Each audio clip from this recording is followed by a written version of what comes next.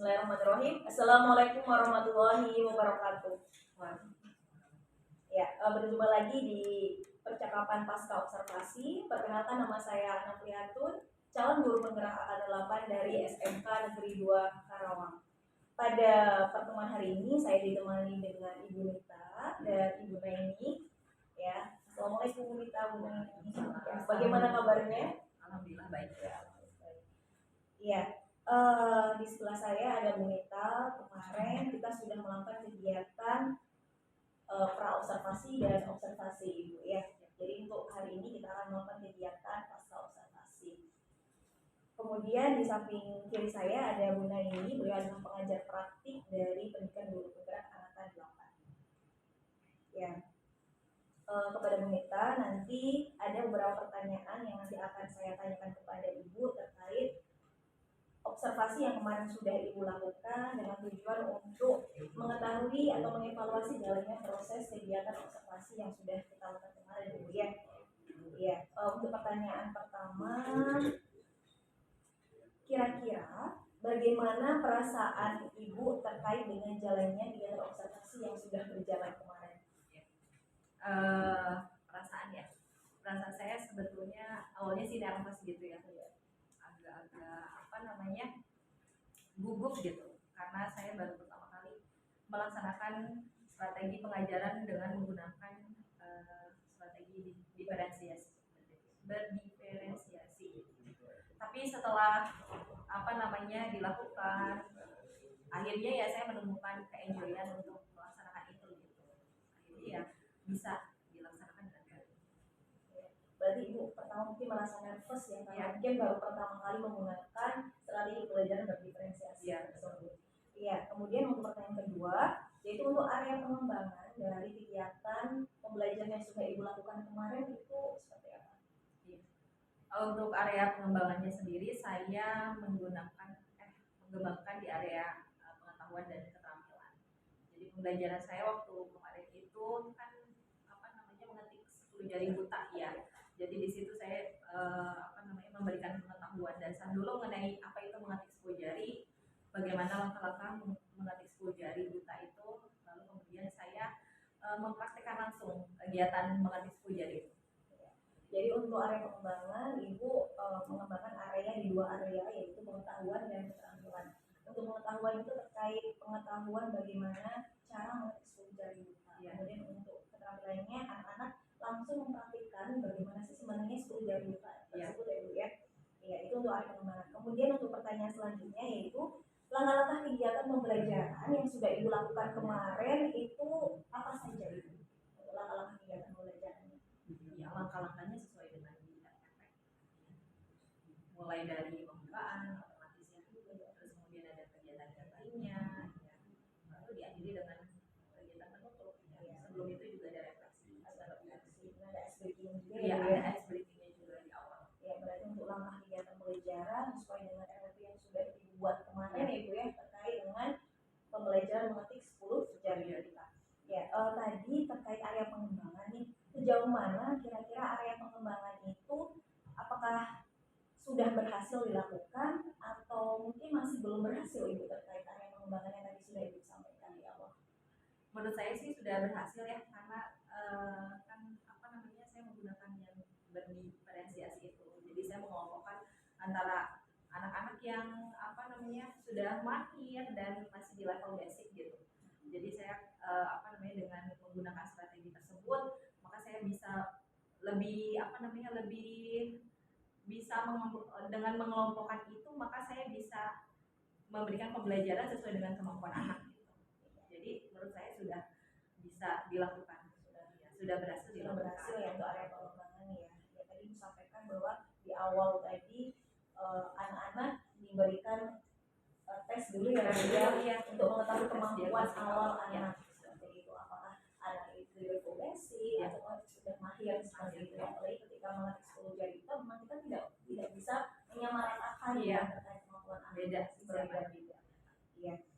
Kemudian ini Bu, untuk kendala atau hambatan yang mungkin kemarin Ibu hadapi ketika kegiatan proses pembelajaran berlangsung itu apa? Yang bisa diceritakan? Ya, ternyata di lapangan ada aja mungkin kendala kendala ternyata. Iya. Ya mulai dari visi yang ternyata ada beberapa visi yang nggak bisa digunakan gitu. Terus instalasi program mengetik 10 jarinya, typing masternya juga ternyata di beberapa komputer juga ada yang belum terinstall dengan baik gitu. Jadi itu sih kendalanya. Terus kemudian ada dari anak juga ternyata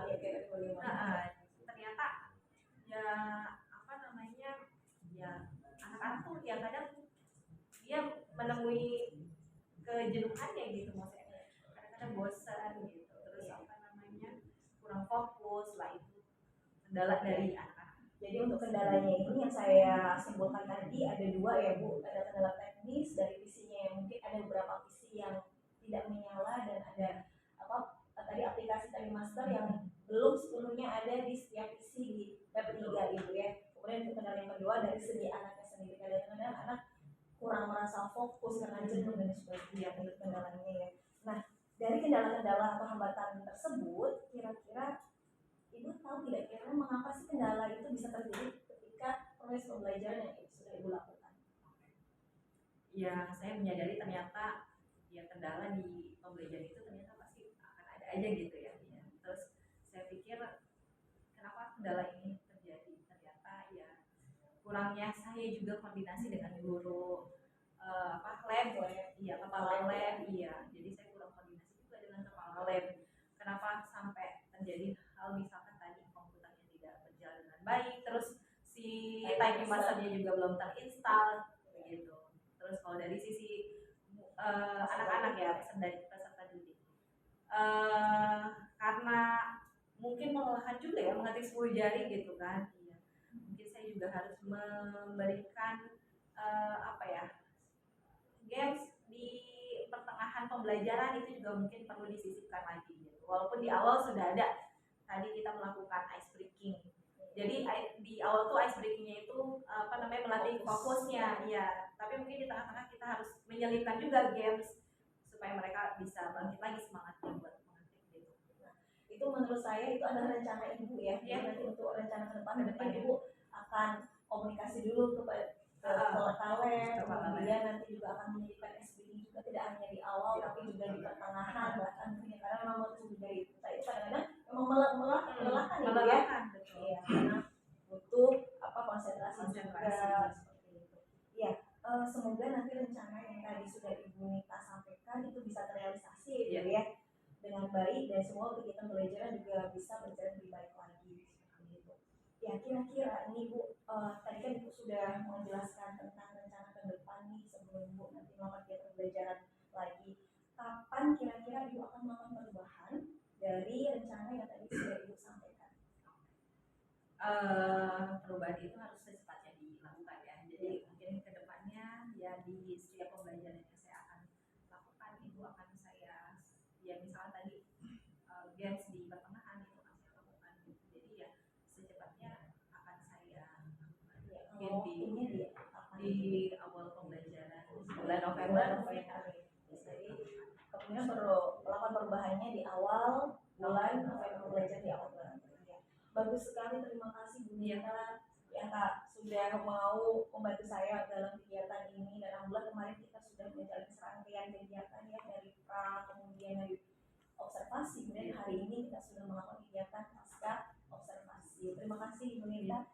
Untuk selanjutnya saya akan memberikan kesempatan kepada Ibu Naini selaku pengajar praktik untuk memberikan umpan balik atau tanggapan dari percakapan pasca supervisi yang sudah saya lakukan tadi.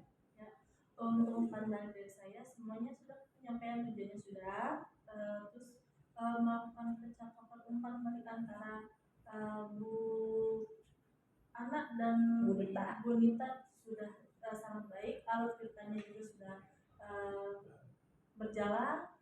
Terus juga percakapan perencanaan area pengembangan juga sudah ada.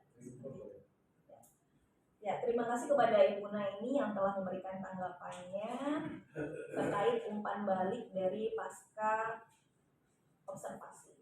Ya, baik, akhirnya serangkaian kegiatan dari kegiatan supervisi akademik sudah berakhir atau sudah selesai.